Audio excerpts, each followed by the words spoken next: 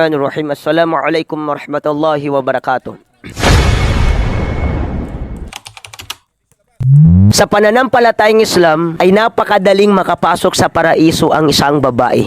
Walang kahirap-hirap na makapasok ang babae sa paraiso ni Allah subhanahu wa ta'ala. Dahil kung babasihan natin ang isang hadis ng Propeta Muhammad sallallahu alaihi wasallam mula kay Abi Hurairah radhiyallahu an, sabi ng Rasulullah sallallahu alaihi wasallam, 4 lang ang gawin ng isang babae ay makakapasok siya sa paraiso ni Allah subhanahu wa ta'ala. At siya ang mamimili kung saan sa mga pintuan ng paraiso ni Allah subhanahu wa ta'ala siya papasok. Unang-una sabi ng Rasulullah sallallahu alaihi wasallam, "Iza sallat mar'atu khamsiha." Kapag ang isang babae ay magsala siya ng 5 beses sa isang araw, ay makakapasok siya sa paraiso ni Allah subhanahu wa ta'ala. Napakadali makapasok. Magsala siya ng 5 beses. Ang binanggit lang ng Propeta Muhammad sallallahu alaihi wasallam ay pagsasala ng 5 beses na obligadong sala. Hindi na sila pinag-utusan magsunna. Nasa kanila kung sila ay magsunna. Ngunit kapag gawin ng isang babae ang 5 beses na pagsasala, ginagaranti ng Propeta Muhammad sallallahu alaihi wasallam na siya ay makakapasok sa paraiso ni Allah subhanahu wa ta'ala. Bukod dun mga kapatid Islam, silang mga kababaihan ay merong awa, pagmamahal si Allah subhanahu wa ta'ala sa kanila. Anong ibig yung sabihin? May mga pagkakataon na hindi sila pwedeng magdasal. May mga pagkakataon na pinagbabawal sa kanilang pagdadasal dahil merong dumarating sa kanila na mahal na araw para sa kanila at ipinagbabawal sa kanila ang pagdadasal. Minsan 3 days, 4 days, 7 days. Malaking biyaya para sa kanila ang makapagpahinga sila ng ilang araw na hindi nila may sasagawang pagdadasal. Kahit na ang pagsasala ay obligado sa isang babae, lalaki, bata, matanda, ngunit kapag dumating sa isang babae, ang kanilang mahal na araw ay ipinagbabawal sa kanila ang pagdadasal. Kaya malaking pasasalamat sa mga kababaihan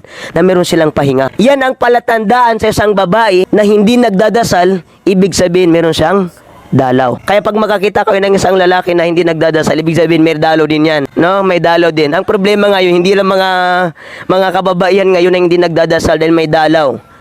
May mga kalalakihan din na hindi nagdadasal ngayon. Pangalawa, sabi ng Propeta Muhammad sallallahu alaihi wasallam, "Wasamat syahraha." Kapag mag-ayuno ang isang babae sa buwan ng Ramadan, katulad din ng pagsasala. Sa pagsasala, ang ipinag-utos lang sa isang babae ang 5 beses na pagsasala. Hindi na obligado sa kanila ang pagsasagawa ng mga sunna nawafil. Ganun din sa buwan ng Ramadan. Ang ipinag-utos lang sa kanila ang pag-aayuno sa buwan ng Ramadan. Hindi na obligado sa kanila ang pag-ayuno ng mga sunna sa mga ibang buwan. So yan ang pangalawang gawain ng isang babae na kapag gawin ng isang babae yan, ay tinitiyak ng Rasulullah sallallahu alaihi wasallam na siya ay makakapasok sa paraiso ni Allah subhanahu wa ta'ala. Pangatlo, sabi ng Rasulullah sallallahu alaihi wasallam, "Wahafidhat farjaha." Kapag kanyang tatakpan ang kanyang aura.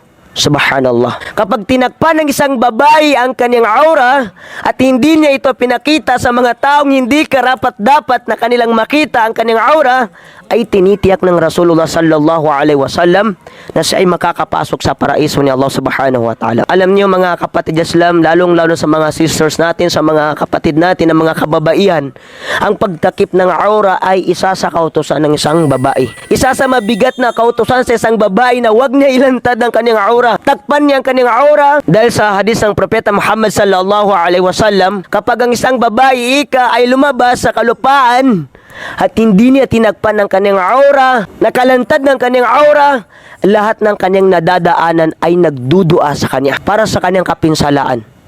Lahat ng mga damo na kanyang nadadaanan, lahat ng mga punong kahoy, pati ang mga ibon, pati ang mga malaika, nagdudua sa isang babae na hindi nagtatakip ng aura. Nagdudua sila, "Ya Allah, pinsalay mo ang buhay ng babae na ito." Dahil ang kinakalat niya dito sa kalupaan ay ang taliwas sa katuruan ng Islam. Ang kinakalat niya dito sa kalupaan ay isang fitna. Kaya minsan, marami kayong makikita mga kababaihan na mahilig mag-expose ng kanilang mga aura. Minsan, nangyayari sa kanila dahil sa sobrang pagpapasexy, nabuntis at hindi alam kung sino ang kanyang lalaki. Hindi alam kung sino ang tatay ng kanyang anak. Dahil sa sobrang pagpapasexy niya, maraming lalaki na nakagalaw sa kanya. Subhanallah. Waliya'adzabillah. Naway ilayo ni Allah subhanahu wa ta'ala ang mga pamilya natin, ang mga kapatid natin sa ganung klaseng kababaihan o babae. Pangapat, sabi ng Rasulullah sallallahu alaihi wasallam, na gagawin ng isang babae na tinitiyak ng Rasulullah sallallahu alaihi wasallam na makakapasok siya sa paraiso ni Allah subhanahu wa ta'ala wa ata'at zawjaha, at kapag kanyang sundin ang kanyang asawa. Kung ano man ika ang ipinagutos ng lalaki sa babae, ay karapatan ng lalaki na sundin siya ng kanyang asawa.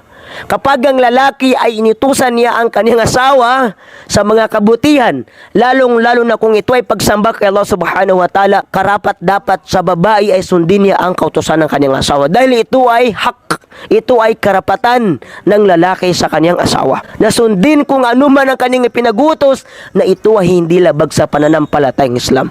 Pero kapag ang lalaki ay inutusan niya ang kanyang asawa sa mga masasamang bagay, karapatan mo na babae na tumanggi ka at huwag mo sundin ang iyong asawa. Dahil pinagbabawal ni Allah subhanahu wa ta'ala na kapag inutusan ka sa masama, ay sundin mo yun. Gawin mo yung masama na inuutos sa iyo ng ibang tao o di kaya iyong asawa. Hindi ibig sabihin ng pagsunod sa asawa ay pag sinabi ng iyong asawa, sige nga, kung talagang mahal mo ako, sampalin mo ang tatay mo, sampalin mo ang nanay mo. Hindi ganun ang pagsunod sa asawa. Na di porket sinabi ng iyong asawa, kung talagang mahal mo ako, sampalin mo si lola mo, si lolo mo.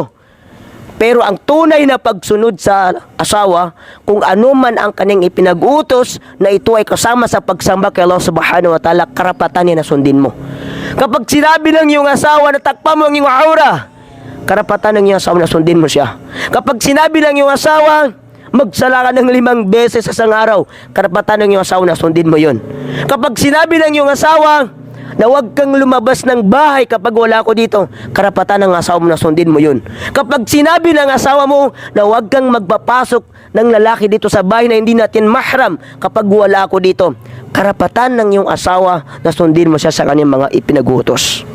Subhanallah. So yan ang apat na sinabi ng mahal na propeta Muhammad sallallahu alaihi wasallam na gawain ng isang babae.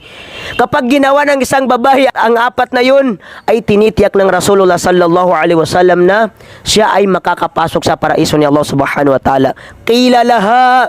At kapag gawin ng isang babae ang apat na yun, ay muling sasabihin sa kanya, udkhulil jannata min ay abwabil jannati syi'ti. Sasabihin sa kanya, pumasok ka ika sa paraiso ni Allah subhanahu wa ta'ala, at ikaw ang mamimili kung saan sa mga pintuan ng paraiso ni Allah subhanahu wa ta'ala gusto mong pumasok.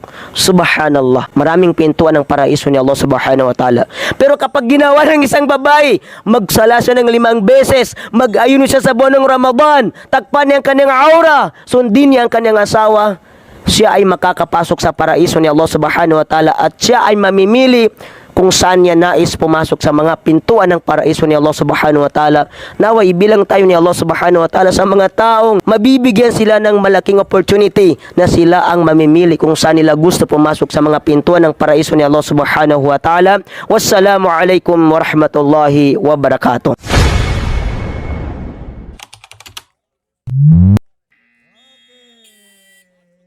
Score 87. 68.